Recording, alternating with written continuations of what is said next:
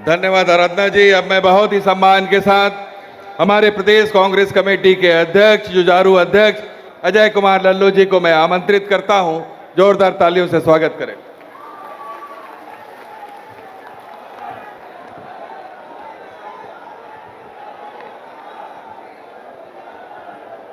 काशी के इस ऐतिहासिक धरती पर आज किसानों के न्याय की लड़ाई के लिए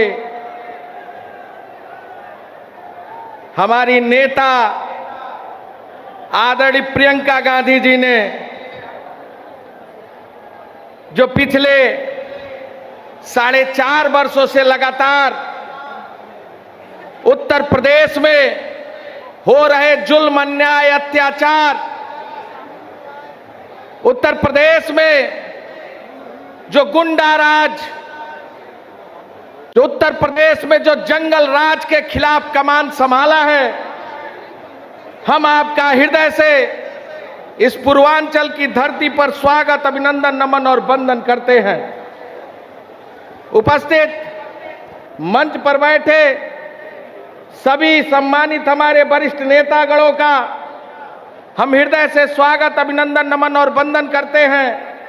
और साथ में यहां आए छत्तीसगढ़ सरकार के मुख्यमंत्री आदरणीय भूपेश बघेल जी का, आदरणीय राज्यसभा सदस्य श्री दीपेंद्र हुड्डा जी का, जो हमारे अतिथि हैं, उनका भी हम हार्दिक स्वागत, अभिनंदन, नमन और वंदन करते हैं।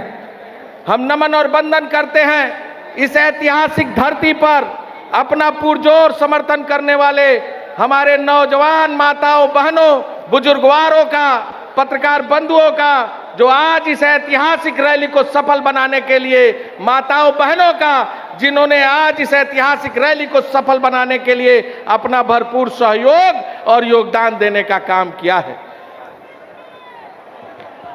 उत्तर प्रदेश में जंगल राज है, कानून का राज समाप्त हो गया है, भय और भूख और भ्रष्टाचार चरम सीमा पर है।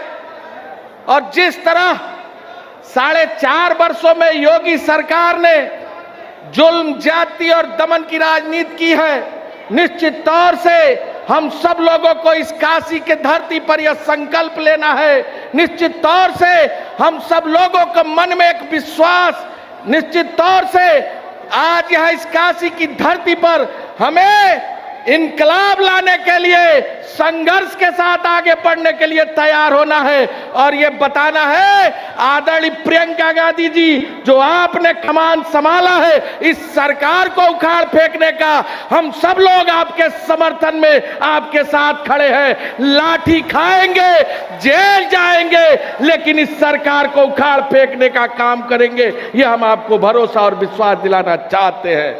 लखीमपुर की घटना कोई भूला नहीं है, जिस तरह किसानों को गाड़ी के नीचे कुचलकर मारने का काम गृह राज्य मंत्री के बेटे ने किया है, जिस तरह किसानों की निर्मम हत्या की गई है, पूरा देश शर्मसार है। आज देश के अंदर क्रोध है। उत्तर प्रदेश में जब आप आदरणीय प्रियंका गांधी जी ने उस कमान को संभाला और जब पीड़ित परिजनों से मिलने जा रही थी, पुलिस ने मार पिटाई की, ढकेला, इन्हें बंधक बनाया, 4 दिनों तक सीतापुर के जेल में रखा, कैद किया। हम आपके बीच में कहना चाहते हैं, ऐ पूर्वांचल के वासियों, सूर्य हमेशा पूरब से उदय होता है और इस उत्तर प्रदेश में अंधकार छाया हुआ है। आदरणीय प्रियंका गांधी जी ने संकल्प लिया है, उन्होंने ये कहा है, ललकारा है इस सरकार को, ऐ पूर्वांचल के लोगों, ऐ पूर्वांचल की माताओं बहनों, ऐ पूर्वांचल के नौजवान मित्रों, ऐ पूर्वांचल के किसान भाइयों, आदरणीय प्रियंका जी ने ललकारा है और आप सबको अपना सहयोग और समर्थन देते हुए आदरणीय प्रियंका गांधी जी के साथ संघर्ष की बेला में तैयार होकर आगे बढ़ना है और यह संकल्प लेना है, चाहे कुछ भी परिणाम हो जाए, चाहे जितना भी सरकार जुल्म, जाति, अन्याय, अत्याचार कर ले, जो आपने अलख जगाया है इस प्रदेश में, जो उजाला लाने का मन में संकल्प लिया है, सूरज पूरब से उगता है। इस सूरज रूपी प्रकाश को आप उत्तर प्रदेश के गांव, गली, खेत, खलियान, चौराहों तक ले जाने का काम करेंगी। और निश्चित रूप से ये ऐसा सूर्योदय होगा कि इस सरकार को पूरी तरह भस्म कर देगा, इस सरकार को जला के राख कर देगा। इस संकल्प के साथ हम यहां आए हैं। हम आपको 4 घटनाएं छोटी छोटी सुनाना चाहते हैं। इसी तरह मैनपुरी की एक बेटी के साथ अन्याय हुआ था। जब आपने पत्र लिखा, नवोदय में पढ़ने वाली बेटी थी, जब आपने पत्र लिखा तब जाकर सरकार सख्ते में आई। आनन फानन में सीबीआई जांच हुई, लेकिन अधिकारियों ने सीबीआई जांच की शुरुआत नहीं की, कोई कार्रवाई नहीं हुआ। जब आपने पुनः यह कहा कि उस बेटी की न्याय की लड़ाई लड़ेंगे, तब जाकर ये जुल्मी सरकार, अन्यायी सरकार, अत्याचारी सरकार ने पुनः उस पूरे मामले को ठंडे बस्ते में डाल दिया। जब आपका कदम आगे बढ़ा, आपने विधानसभा में ललकार लगाई, तब जाकर आनन फानन में मैं धन्यवाद दूंगा माननीय हाई कोर्ट को, उन्होंने संज्ञान लिया और संज्ञान लेने के बाद कार्रवाई की, तब जाकर आज अधिकारी सस्पेंड है। आदरणीय प्रियंका गांधी जी ने हाथरस की घटना में जिस तरह उस बेटी के न्याय की लड़ाई को लड़ने का काम किया, आदरणीय प्रियंका गांधी जी ने सोनभद्र में जिस तरह आदिवासी भाई बहनों को न्याय दिलाने के लिए लड़ाई लड़ने का काम किया, आदरणीय प्रियंका गांधी जी ने जिस तरह उन्नाव की बेटी को न्याय दिलाने का काम किया, आदरणीय प्रियंका गांधी जी ने जिस तरह सीए एनआरसी के दौरान उन तमाम लोगों के अधिकारों की लड़ाई को लड़ने का काम किया। हम आपको वचन देते हैं, भरोसा देते हैं, आपको यकीन दिलाते हैं, आपके नेतृत्व में उत्तर प्रदेश में बदलाव होगा। बदलाव की आंधी है जिसका नाम प्रियंका गांधी है, जिसका नाम प्रियंका गांधी है। इस विश्वास के साथ हम यहाँ आए हैं। हम बस सिर्फ एक बात के साथ अपनी बात को समाप्त करना चाहते हैं। यहाँ उपस्थित लोगों से हम पूछना चाहते हैं, साथियों बताइए, लड़ने वालों के साथ रहेंगे कि पीठ दिखाने वालों के साथ रहेंगे? लड़ने वालों के साथ रहेंगे कि पीठ दिखाने वालों के साथ रहेंगे?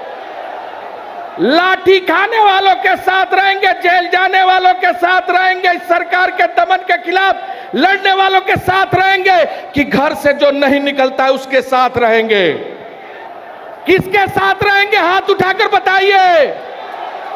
अगर लड़ने वालों के साथ रहेंगे तो लड़ने वाले का नाम प्रियंका गांधी है, और जो घर में रहता है उसका नाम समाजवादी पार्टी का मुखिया अखिलेश यादव है। तो तय करना है आपको कि लड़ने वालों के साथ रहना है कि पीठ दिखाने वालों के साथ रहना है।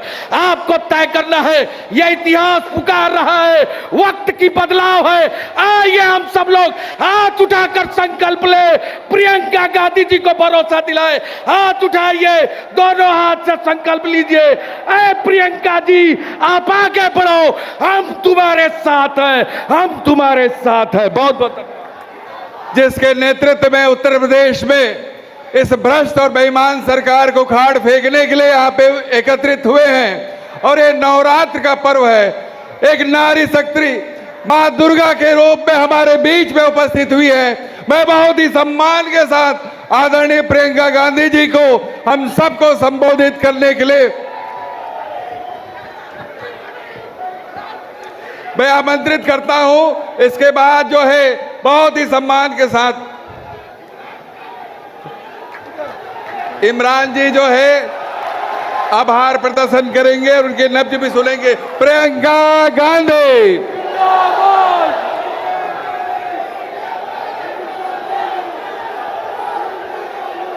आज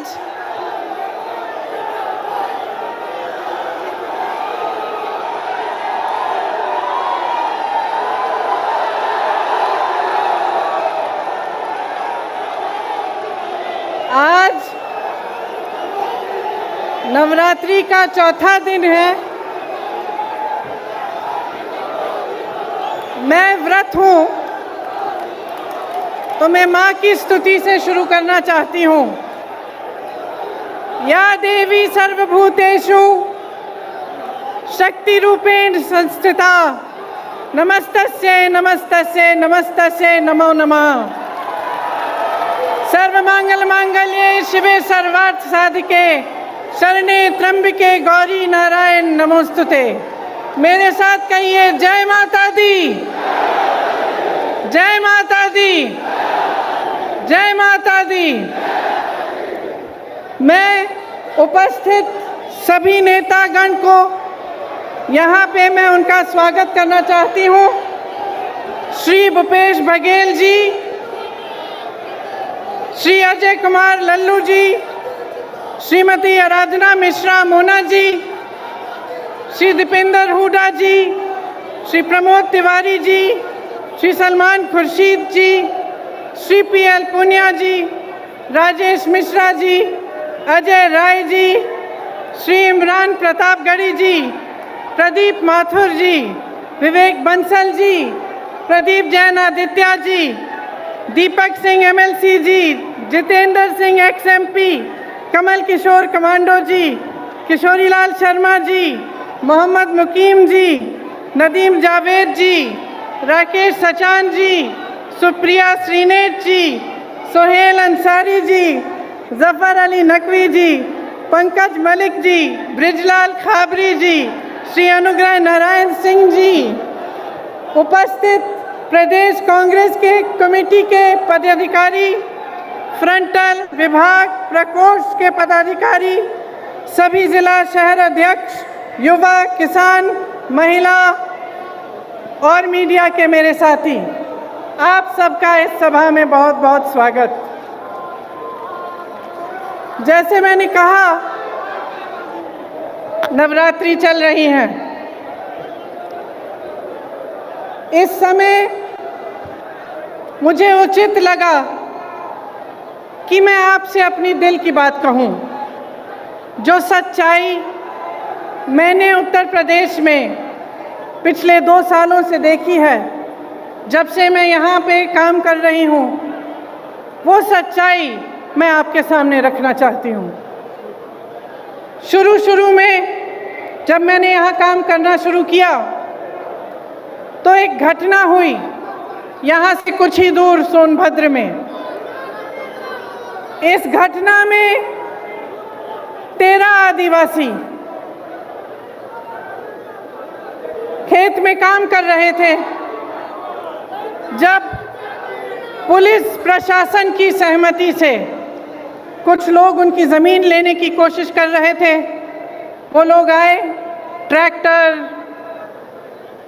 जीप लेके आए और उन्होंने मारपीट की, गोली चलाई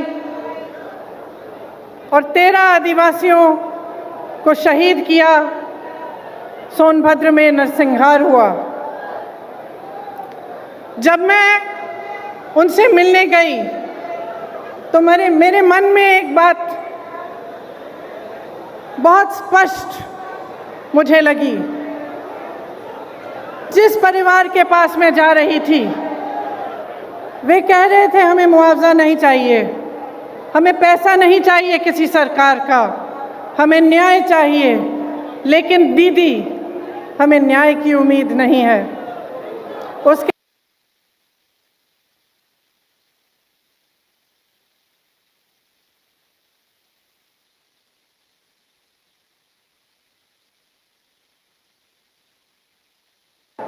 उनके पिताजी ने मुझसे कहा कि उनको घर के बाहर निकालकर उन्हें पीटा गया था, उनके बच्चों को धमकाया गया था, उनकी 9 साल की एक पोती को धमकाया गया था, लेकिन उनको न्याय की कोई उम्मीद नहीं थी। वे सिर्फ न्याय चाहते थे, लेकिन न्याय की उम्मीद नहीं थी उन्हें। उन मामलों में भी भाजपा के एक पूर्व विधायक, भाजपा के एक प्रधान के बेटे, भाजपा के एक कार्यकर्ता, तीनों मामलों में वे इन्वॉल्व थे। उसके बाद कोरोना हुआ। कोरोना के समय जहां जहां से रिपोर्ट आई, वहां से वही रिपोर्ट आई कि जनता त्रस्त है, परेशान है और सरकार मदद के बजाय आक्रामक हो गई है। जो भी सुविधाएं थी, अगर कोई कहता था कि मेरे पास सुविधा नहीं है, मेरे पास ऑक्सीजन नहीं है, कोई अस्पताल ने कह दिया कि ऑक्सीजन खत्म हो रहा है, तो सरकार उन पर आक्रमण कर रही थी। उनको न्याय की उम्मीद नहीं थी, उनको ये उम्मीद नहीं थी कि ये सरकार संकट के समय उनकी मदद करेगी। उसके बाद हाथरस का हादसा हुआ, जिसमें आप सब ने देखा कि सरकार ने अपराधियों पर आक्रमण नहीं किया, सरकार ने अपराधियों को नहीं रोका, सरकार ने परिवार के सदस्यों को अपनी बेटी को की चिता जलाने से रोका। उनको ले भी नहीं गए साथ, पुलिस प्रशासन ने चिता जला दी। उस परिवार ने भी मुझे कहा कि दीदी हमको न्याय चाहिए, लेकिन न्याय की हम उम्मीद नहीं रख सकते। आज लखीमपुर खेरी में जो हुआ, पिछले हफ्ते से हम देख रहे हैं। इस देश के गृह राज्य मंत्री के बेटे ने अपनी गाड़ी के नीचे, अपनी जीप के नीचे 6 किसानों को निर्ममता से कुचल दिया और सब परिवार, 6 के 6 परिवार ये कहते हैं कि हमें पैसे नहीं चाहिए, हमें मुआवजा नहीं चाहिए, हमें न्याय चाहिए। लेकिन हमें न्याय दिलवाने वाला इस सरकार में हमें नहीं दिख रहा है। आपने देखा कि सरकार पूरी तरह से उस मंत्री और उस मंत्री के बेटे के बचत में लगी रही। पुलिस और प्रशासन विपक्ष के नेताओं को रोकने में लगी थी। जब मैंने रात में वहां जाने की कोशिश की, तब हर सड़क पे पुलिस थी, मुझे रोकने की कोशिश की। तमाम पुलिस के घेरे थे, नाकाबंदियां थी। जो परिवार है, पीड़ित परिवार है, उनके घरों में उन्हें नजरबंद किया गया, लेकिन अपराधी को पकड़ने के लिए एक भी पुलिस वाला नहीं निकला। अपराधी के घर में उन्होंने निमंत्रण भेजा कि आप आकर हमसे बात करिए। आपने किसी भी देश में, दुनिया के किसी भी देश में या इस देश के इतिहास में आपने कभी ऐसा देखा है कि एक आदमी 6 किसानों को कुचल दे, 6 लोगों की हत्या कर दे और उसको पुलिस निमंत्रण दे रही है कि आइए हमसे बात करिए? आपने कहीं ये देखा है? बताइए। कभी भी इस देश और इस दुनिया के इतिहास में ऐसा नहीं हुआ होगा। यहाँ के मुख्यमंत्री मंच पे बैठे हुए उस मंत्री का बचाव कर रहे हैं जिसके बेटे ने ऐसा काम किया है। जो प्रधानमंत्री लखनऊ आ सकते थे प्रदर्शन को देखने के लिए, उत्तर प्रदेश के प्रदर्शन को देखने के लिए, आजादी के प्रदर्शन को देखने के लिए, वो 2 घंटे की दूरी पर लखीमपुर खेरी नहीं जा सकते थे उन किसानों के हाथ पकड़ने के लिए, उनके आंसू पोंछने के लिए। ये आज़ादी किसने दी? जिस आज़ादी का महोत्सव मना रहे हैं, अमृत उत्सव मना रहे हैं, ये आज़ादी हमें किसने दी है? ये आज़ादी हमें किसानों ने दी है, किसान के बेटे ने दी है। इस देश को किसान ने सींचा है। किसान का बेटा हमारी सीमाओं पर खड़ा है आज भी। ये किसान के बेटे हैं जो हमारी सुरक्षा कर रहे हैं, हमारी सीमाओं पे इस देश की आज़ादी को निर्भर रख रहे हैं।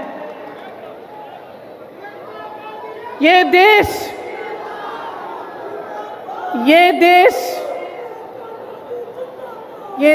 क्या है? ये देश एक आस्था है, एक उम्मीद है। इसी न्याय की उम्मीद पर इस देश को आज़ादी मिली। जब महात्मा गांधी जी आज़ादी की लड़ाई लड़ने के लिए गए तो उनके दिल में ये था कि मेरी जनता को, मेरे लोगों को, मेरे देश के किसानों, दलितों, मेरे देश की महिलाओं को, देश के गरीबों को न्याय मिलना चाहिए। न्याय पर हमारा संविधान आधारित है, लेकिन इस देश में न्याय की उम्मीद सब छोड़ चुके हैं। तो मैं आपसे कहना चाहती हूँ कि जब लखीमपुर खेरी में मैं शहीद नक्षत्र सिंह जी के घर गई, उन्होंने मुझे बताया कि उनका बेटा सीमा सुरक्षा बल में दाखिल हुआ है। जब मैं अगले परिवार से मिलने गई तो मुझे बताया गया कि उनके तमाम भाई बहन सेना में देश की सुरक्षा करते हैं। जब मैं रमन कश्यप पत्रकार के घर गई, मुझे बताया गया कि उनको काम करते करते मारा गया, उनको जीप के नीचे कुचला गया क्योंकि वो वीडियो ले रहे थे, सच्चाई दिखाना चाह रहे थे। सारे परिवारों ने यही कहा कि हमें न्याय मिलने की उम्मीद नहीं है। तो अगर हमारे देश में कोई कुचला जाता है, किसी के प्रति हिंसा होती है, किसी पर अत्याचार होता है और उसको न्याय मिलने की उम्मीद नहीं होती, तो किसके पास जाएगा? अगर सरकार, मुख्यमंत्री, प्रधानमंत्री, गृह राज्य मंत्री, विधायक सभी मिले हुए हैं, सभी अपनी पीठ मोड़ देते हैं उनकी तरफ, तो किसके पास जाए जनता और क्या करे? आप जानते हैं कि किसान ने 9-10 महीनों से एक आंदोलन जारी रखा है। 300 दिन से अधिक ये आंदोलन चला है। इसमें 600 से अधिक किसान शहीद हुए हैं। क्यों कर रहे हैं ये आंदोलन? ये आंदोलन इसलिए कर रहे हैं क्योंकि ये जानते हैं कि ये सरकार के जो 3 कानून हैं, उनके ज़रिए उनकी आमदनी, उनके खेत, उनके फसल सब इस सरकार के खरबपति मित्रों के पास जाने वाली है, उनके कब्जे में होने वाली है। मोदी जी के अरबपति मित्रों ने पिछले साल हिमाचल से सेब 88 रुपए किलो में खरीदा था। इस साल वही सेब 72 रुपए किलो में खरीद रहे हैं और सबकी मजबूरी हो गई है कि वो सेब का दाम घटाएं। किसान की लागत बढ़ गई है क्योंकि फसल की कीमत तय करने का फैसला अब खरबपति कर रहे हैं। इसीलिए मनचाहे ढंग से कीमत घटा दी गई। ये स्थिति पूरे देश में होगी। जब इनके कानून लागू होंगे तो आपकी खेती, आपके फसल सब आपसे छीना जाएगा। मोदी जी ने जो आंदोलन कर रहे थे उन किसानों के बारे में क्या कहा? उन्हें आंदोलनजीवी कहा, आतंकी कहा। योगी जी ने उपद्रवी कहा, धमकाने की कोशिश की। इसी गृह राज्य मंत्री ने धमकाकर कहा कि मैं 2 मिनट में तुम्हें सबक सिखा दूंगा। आंदोलन करने की कोशिश की तो 2 मिनट में सबक सिखा दूंगा। दुनिया के कोने कोने तक हमारे प्रधानमंत्री घूम सकते हैं, अमेरिका जा सकते हैं, जापान जा सकते हैं, देश देश में भ्रमण कर सकते हैं, लेकिन अपने किसानों से बात करने के लिए अपने घर से मात्र 10 किलोमीटर दूर दिल्ली के बॉर्डर तक नहीं जा सकते।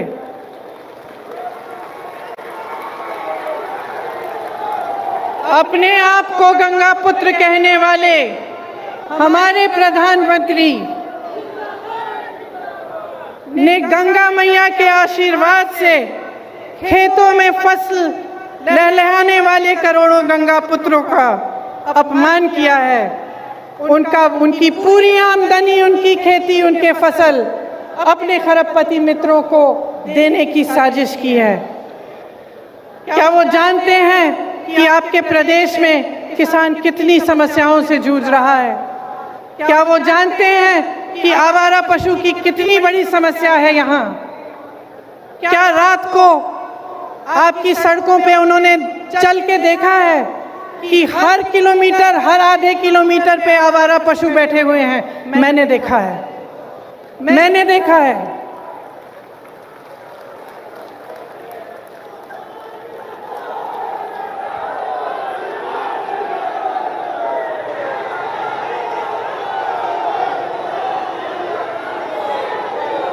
किसानों की बिजली के दाम 3 बार बढ़ा चुके हैं। क्या नरेंद्र मोदी जी ने देखा है कि आपको कितने बड़े बड़े बिल मिल रहे हैं, कि जब आपको बिजली नहीं मिल रही है फिर भी आपको बिजली के बिल मिल रहे हैं? क्या प्रधानमंत्री जी ने देखा है, कुछ कहा है इसके बारे में? प्रदेश का हर परिवार त्रस्त है, दुखी है। धान और गेहूं का दाम नहीं मिलता, यूरिया खाद बेहद महंगा हो गया है, जीएसटी, खेती के जो खेती में काम करने के इंस्ट्रूमेंट होते हैं उन पर भी जीएसटी लगा रखी है। 100 रुपए का पेट्रोल, 90 रुपए का डीजल, 900 रुपए में रसोई का गैस,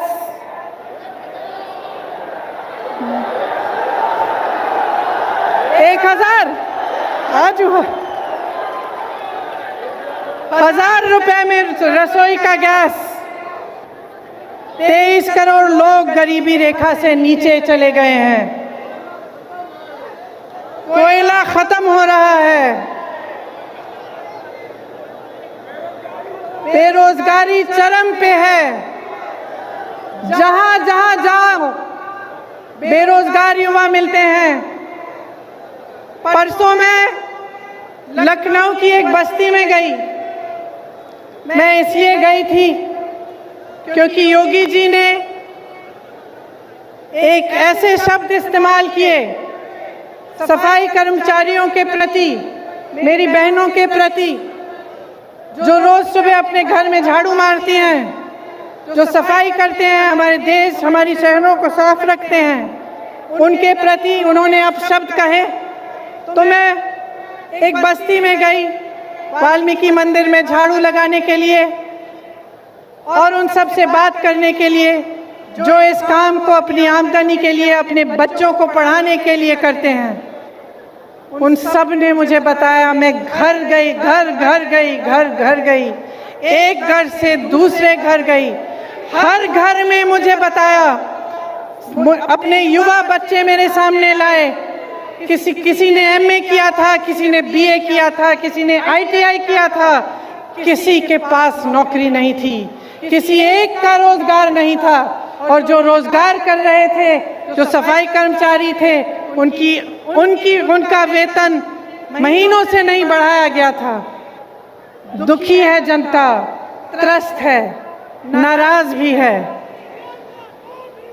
और नाराज होना चाहिए, क्योंकि जिस समय आप इन परेशानियों से गुजर रहे हैं, आप संघर्ष कर रहे हैं, उसी समय प्रधानमंत्री जी के खरबपति मित्र करोड़ों रुपए कमा रहे हैं, 1000 करोड़ रुपए से ज्यादा दिन में कमाते हैं और आपकी आमदनी एकदम बंद है। कोरोना के समय तमाम छोटे बिजनेस, छोटे व्यापारी, तमाम लोगों को अपने काम बंद करने पड़े, अपनी दुकानें बंद करनी पड़ी, अपने व्यापार बंद करने पड़े। क्या सरकार ने कोई राहत दी? कोई राहत नहीं मिली, सिर्फ आपको प्रताड़ित किया। कभी जीएसटी, कभी नोटबंदी, कभी कुछ और। सब देशों में, इस पूरी दुनिया में, सब देशों में जहां जहां कोरोना की मार पड़ी, सरकार ने राहत दी, लेकिन आपको कोई राहत नहीं मिली। देश के हवाई अड्डों, देश की रेलवे, तमाम पीएसयू इनके खरबपति मित्रों को सौंपी गई हैं। आपको मालूम नहीं होगा शायद, प्रधानमंत्री जी ने पिछले साल अपने लिए 2 हवाई जहाज खरीदे। आप बताइए कितने के हो सकते हैं ये हवाई जहाज? सब मालूम है, सब पता है। एक हवाई जहाज 8,000 करोड़ का था। 2 हवाई जहाज खरीदे कितने के? और इस देश की पूरी एयर इंडिया कितने में बेची? अपने खरबपति मित्रों को कितने में बेची? 18,000 करोड़ में बेची। 2 हवाई जहाज अपने लिए खरीदे 16,000 करोड़ के। इस देश की एयर इंडिया को 18,000 करोड़ के लिए अपने दोस्तों को बेच दी। देखिए, समझ लीजिए,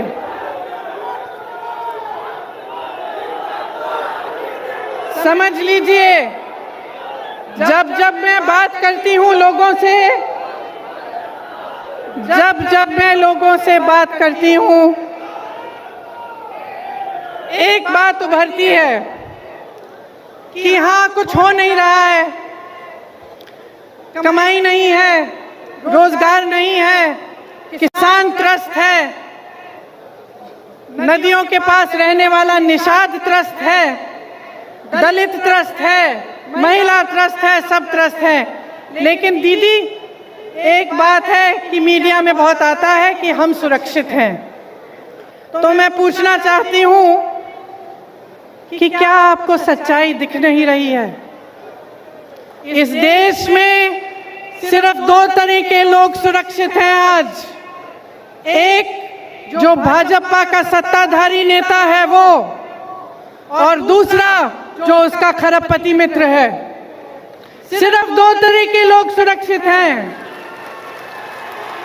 इस देश में कोई धर्म का व्यक्ति सुरक्षित नहीं है, किसी भी जाति का व्यक्ति सुरक्षित नहीं है। इस देश में ना मजदूर सुरक्षित है, ना मल्ला सुरक्षित है, ना निषाद सुरक्षित है, ना दलित सुरक्षित है, ना गरीब सुरक्षित है, ना अल्पसंख्यक सुरक्षित है, ना मेरी महिला बहनें सुरक्षित हैं। इस देश में सिर्फ प्रधानमंत्री, उनके मंत्रिमंडल के लोग, उनकी पार्टी के लोग जो सत्ता में हैं वो सुरक्षित हैं, और उनके जितने भी खरबपति अमीर मित्र हैं वो सुरक्षित हैं। इस बात को सही ढंग से पहचानिए।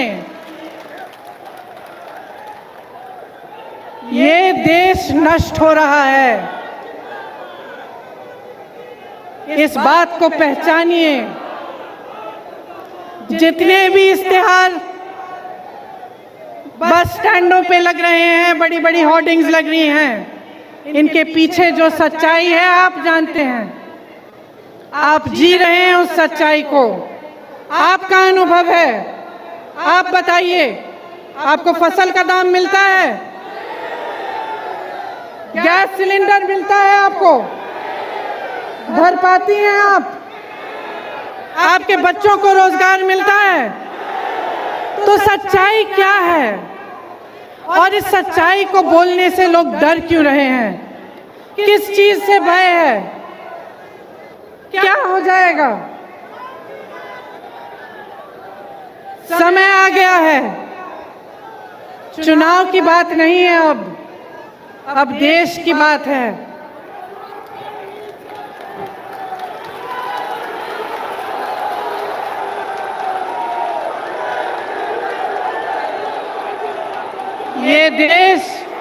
ये देश भाजपा के पदाधिकारियों, उनके मंत्रियों, उनके प्रधानमंत्रियों की जागीर नहीं है।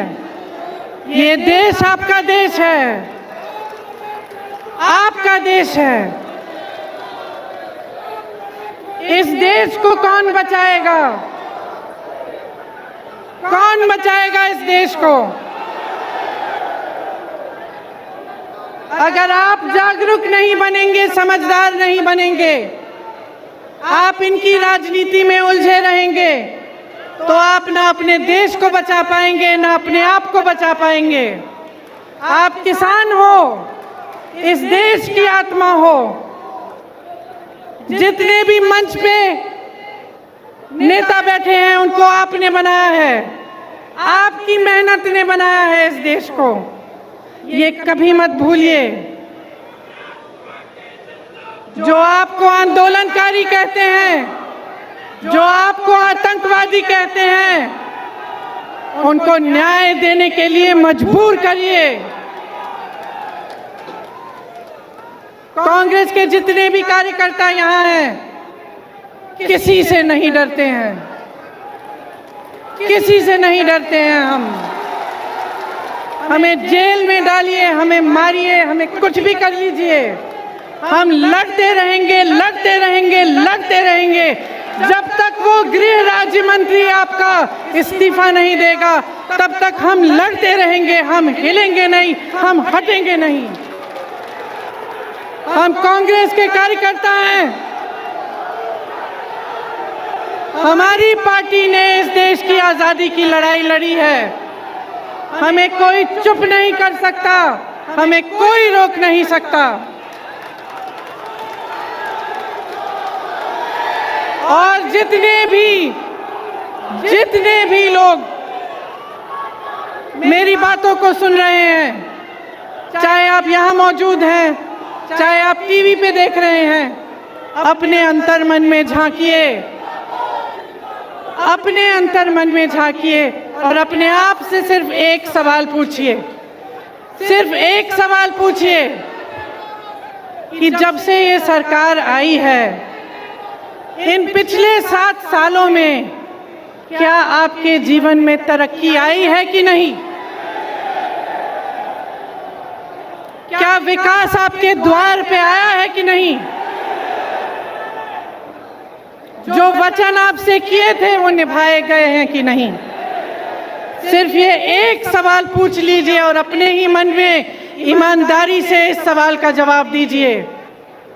और अगर इस सवाल का जवाब यही है कि आपके जीवन में तरक्की नहीं हुई, तो आ जाइए, मेरे साथ खड़े होइए, कंधे से कंधा लगाइए और लड़िए।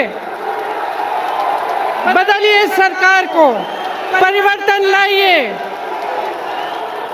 अपने प्रदेश को बदलिए, क्योंकि मैं तब तक नहीं रुकूंगी जब तक यहाँ पर परिवर्तन आए। मैं आप सबको बहुत बहुत धन्यवाद देना चाहती हूँ कि आप यहाँ आए, इतनी धूप में मेरा इंतज़ार किया। आप सबको नवरात्रि की बहुत बहुत शुभकामनाएं। जय माता दी, जय हिंद, जय किसान, जय किसान, जय जवान, जय किसान, जय जवान, जय हिंद, जय हिंद, जय हिंद, जय हिंद, जय हिंद। जय हिंद।